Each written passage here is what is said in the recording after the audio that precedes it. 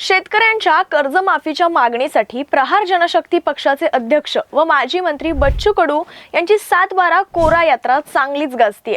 वाशिम जिल्ह्यात यात्रेच्या दुसऱ्या दिवशी बच्चू कडू यांनी मेंढपाळाच्या वेशात पदयात्रेला सुरुवात करत शेतकऱ्यांच्या दुःखाचं प्रतिकात्मक दर्शन घडवलं।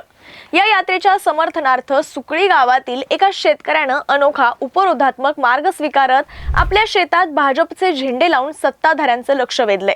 विशेष म्हणजे या शेतात उभारलेल्या फलकावर बैलगाडी चालवत असलेले पंतप्रधान नरेंद्र मोदी तर त्यांच्या मागे बसलेले राज्यातील महायुती सरकारमधील प्रमुख नेते असं चित्र रेखाटलं गेलंय। या फलकावरचा मजकूर आणि झेंड्यांची मांडणी पाहणाऱ्यांचं लक्ष वेधून घेतेय। शेतकरी बैल झाला, सरकार बैलगाडीवर अशी उपरोधात्मक टीका करत शेतकऱ्यानं सरकारच्या धोरणांवर प्रखर सवाल उपस्थित केलेत। बच्चू कडू यांच्या नेतृत्वातील ही यात्रा केवळ एक आंदोलनापुरती मर्यादित न राहता शेतकऱ्यांच्या व्यथा मांडणारा एक जोरदार आवाज ठरतीये। ग्रामीण भागात या आंदोलनाला मोठा प्रतिसाद मिळत असून सरकारने याची दखल घेण्याची मागणी दिवसेंदिवस तीव्र होतीये। शेतमालाला भाव नाही, कर्जमाफी मिळत नाही, आमच्या अडचणींना कोणीही उत्तर देत नाही, त्यामुळे आता आमचं शेत सुद्धा भाजपला दिलं म्हणून हे झेंडे लावलेत। पिकं घेतल्याचा काहीच उपयोग झालेला नाही, आता तर पेरणीचाही खर्च निघत नाही, म्हणून म्हटलं झेंडे लावलेलेच बरं, शिवाय वावरासहित तुमच्या पार्टीत येतो असा टोला सुद्धा बच्चू कडू यांनी यावेळी सरकारला लगावलाय। ही यात्रा केवळ प्रतिकात्मक नसून ती शेतकऱ्यांच्या भावना, प्रश्न आणि मागण्या थेट सरकार पुढे मांडणारी ठरतीये। दररोज हजारोंच्या संख्येने शेतकरी, तरुण आणि सामान्य नागरिक या यात्रेत सहभागी होत आहेत।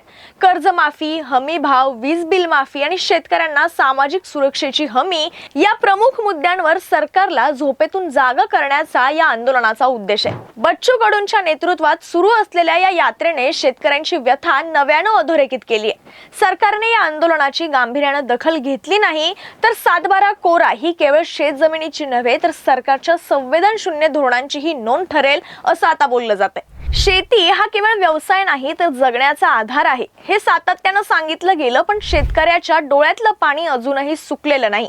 बच्चू कडू यांच्या 7/12 कोरा यात्रेच्या माध्यमातून ग्रामीण भागातील या व्यथेला शब्द, चाल आणि आक्रोश मिळालाय। आज मेंढपाळाच्या वेशात उभं राहून बच्चू कडूंनी केवळ एक वेश धारण केला नाही तर संपूर्ण शेतकरी समाजाचा आवाज बनण्याचा प्रयत्न केलाय। ही यात्रा कुठे थांबेल हे माहित नाही, पण एक गोष्ट मात्र नक्की की शेतकऱ्याची व्यथा आणि प्रश्न जर डावलले गेले तर सरकार विरोधातील आक्रोश अजूनच वाढेल।